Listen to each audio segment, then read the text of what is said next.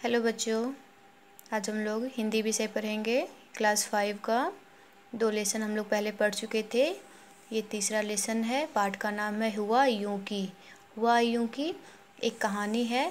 इस कहानी में श्रवण कुमार है और मुख्य रूप से श्रवण कुमार है और उनके अंधे माता पिता हैं। यह कहानी स्कूल में नाटक के द्वारा बताया जा रहा है। स्कूल में नाटक हो रहा है, उसी नाटक के द्वारा ये कहानी को दर्शाया गया है। इस कहानी में श्रवण कुमार की जो भूमिका है वो चौथी क्लास में पढ़ने वाला एक बच्चा निभा रहा है और उसी क्लास में 2 अन्य बच्चे हैं जो कि अंधे माँ और पिता की भूमिका निभा रहे हैं। और इस पूरे जो नाटक है, इस नाटक को निर्देशित कर रहा है 9वीं क्लास में पढ़ने वाला एक छात्र।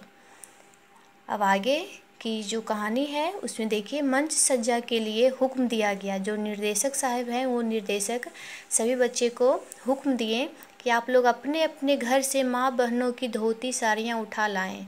किस लिए? पूरे मंच को सजाने के लिए। सभी बच्चे अपने अपने माता पिता के और बहनें के धोती साड़ियाँ दुपट्टा लेकर आते हैं मंच को सजाने के लिए। और मंच पर बहती नदी दिखाने के लिए जहाँ गहरी रात गए श्रवण कुमार अपने अंधे माँ बाप के लिए पानी लेने जाते हैं। एक और पानी की बाल्टी रख दी गई थी। अब पानी दिखाना है तो मंच के किनारे ही एक बाल्टी में पानी रख दी जाती है। 2 लड़के श्रवण कुमार के अंधे माँ बाप की भूमिका निभा रहे थे। उन्हें हिदायत दी गई थी कि सारा वक्त आंखें बंद किए रखें। जो 2 माता पिता हैं बने हैं, इन्हें हिदायत दी गई है कि आंखें हमेशा बंद रखना है। पर्दा उठता है। अंधे माँ बाप बोले, बेटा श्रवण कुमार, बहुत प्यास लगी है। मैंने लोटा उठाया, चरण वंदना की और नदी की ओर चल पड़ा। नदी की ओर मतलब ये मंच के पीछे जो बाल्टी में पानी रखा गया था वहाँ। उधर राजा दशरथ उछलता, पैतरे बदलता और अपनी मूँछों को ताव देता हुआ पर्दे के पीछे से मंच पर उतरा। पीठ में बंधे तस्कर में से तीर निकाला और यह कहते हुए कि कोई जानवर नदी के जल को गंदा कर रहा है, उसने अपना तीर चला दिया।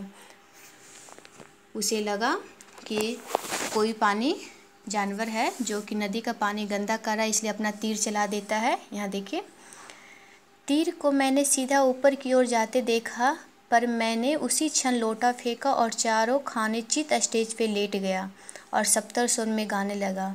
श्रवण कुमार राजा दशरथ के तीर को देखते हैं चलाते हुए। जैसे ही ऊपर की ओर तीर चलता है तो वह लेट जाता है और गाने लगता है।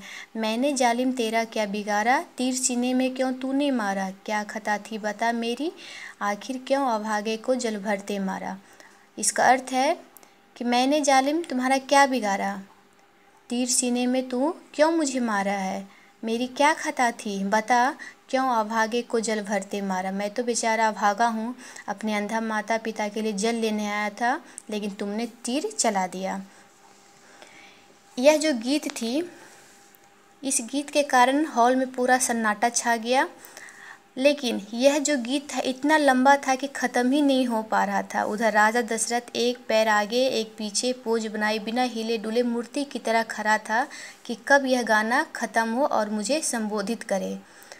यहाँ देखिए, मूर्ति की तरह ये बना हुआ है। कह रहा है, अगर वह एक और तीर तस्कर में से निकालकर मेरी ओर चला देता तो बात बन जाती, पर उसे डायरेक्टर ने एक ही तीर चलाने को कहा था। गीत बहुत ही ज़्यादा लंबा था, ख़त्म हो नहीं रहा था और कह रहा है कि अगर एक तीर और चला देता तो यह अपना जो श्रवण कुमार लेटा है अपना प्राण खो देता। लेकिन डायरेक्टर उसे सख्त मना किया था कि एक ही तीर चलाना है, दूसरा नहीं चलाना है। गीत इतना अभी आधा ही भी नहीं गाया गया कि आवाज़ फटने लगी थी, क्योंकि गीत बहुत ही ज़्यादा लंबा था। किसी वक्त मुझे लगने लगा कि हॉल में बैठे दर्शक हंसने लगे हैं। उधर श्रवण कुमार के अंधे माता और पिता जो थे आंखें बंद किए बैठ ही नहीं पा रहे थे। कभी एक तो कभी दूसरा आंखें खोल देते, जिससे देखकर दर्शक हंसने लगे थे, क्योंकि वह एक छोटे छोटे बच्चे थे। सारा वक्त आंखें बंद करना उनके लिए मुश्किल हो रहा था। सहसा हॉल में ठहाका हुआ। जो हॉल था यानी कि नाटक जहाँ हो रहा था उस जगह का नाम था सहसा हॉल। बोधराज के सिर पर से जो अंधी माँ की भूमिका में था, धोती का पल्लू खिसक आया था और नीचे से उनका घुटा हुआ सिर निकल आया था। जो ये बोधराज है, बोधराज माँ की भूमिका निभा रहा है। बार बार सिर पर से जो पल्लू था इनका नीचे खिसक रहा था और अंदर जो उनका घुटा हुआ सिर था, यानी कि सिर पे छोटा छोटा बाल था, वो बार बार दिख रहा था। और फिर वह आंखें भी खोल रहे थे, जिसे देखकर हॉल में बैठे सभी लोग ठहाके मारने लगे, तालियां बजने लगी। फिर जब मैंने गीत समाप्त करके तड़प कर मरने का अभिनय किया तो हॉल में सीटियाँ बज रही थी। मेरी कक्षा के एक अध्यापक मेरे भाई बलराज से कह रहे थे, यह तेरा भाई क्या कर रहा है, यानी कि वह बीच बीच में भूल जा रहा था। इसलिए यह देखकर जो अध्यापक थे शिक्षक को कह रहे, तुम्हारा भाई क्या कर रहा है, यानी कि कुछ गलती कर रहा है। मेरी मृत्यु के बाद अभी और संवाद बोले जाने थे। बूढ़े माँ बाप के साथ राजा दशरथ के संवाद, अंधे माँ बाप को अभी श्राप देना था। पर नाटक का शेष भाग मैं भूल गया और झट से उठ बैठा। वह जो लेटा हुआ था श्रवण कुमार, आगे भी और भी संवाद बोले जाने थे, लेकिन वह उठकर चुपचाप बैठ जाता है। क्यों? क्योंकि वह आगे क्या था वह भूल गया था। इससे हॉल में हंसी के फव्वारे फूट पड़े। किसी ने कहा, आवाज़ कसी, लेटा रह, लेकिन वह क्या करता बेचारा, आगे की लाइन ही भूल गया था। पर मैं इतना बेसुध हो गया था, मेरी समझ में नहीं आ रहा था कि क्या करूं। मुझे और तो कुछ नहीं सूझा, मैं फिर लेट गया। बेचारा वो क्या करता, फिर से लेट गया। जिस पर ऐसी तालियां बजने लगी कि थमने में नहीं आ रही थी। सीटियां बजी, तालियां, ठहाके, तरह तरह की आवाज़ें देर तक चलती रही। बहुत देर तक लोग सीटी बजा रहे थे, तालियां बजा रहे थे, मुंह से तरह तरह की आवाज़ें निकाल रहे थे।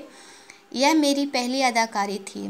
वह जो श्रवण कुमार की भूमिका निभा रहा था, चौथी क्लास का बच्चा, वह अपने बारे में खुद लिख रहा है और यह कह रहा है कि यह मेरी पहली अदाकारी थी। मैंने स्कूल में पहली बार नाटक में भाग लिया है, इसलिए मैं बार बार भूल जा रहा था। तो यहाँ कहानी थी श्रवण कुमार और उनके अंधे माता पिता के। श्रवण कुमार अपने अंधे माता पिता के प्रति बहुत ही काम था, कर रहा था, मदद कर रहा था और अपने अंधे माता पिता को हमेशा सेवा कर रहा था। इसी प्रकार से हम लोगों को भी अपने अपने माता पिता की सेवा करनी चाहिए, उनकी ज़रूरतों को पूरा करना चाहिए, अपने कर्तव्यों का हमेशा पालन करते रहना चाहिए। ठीक है।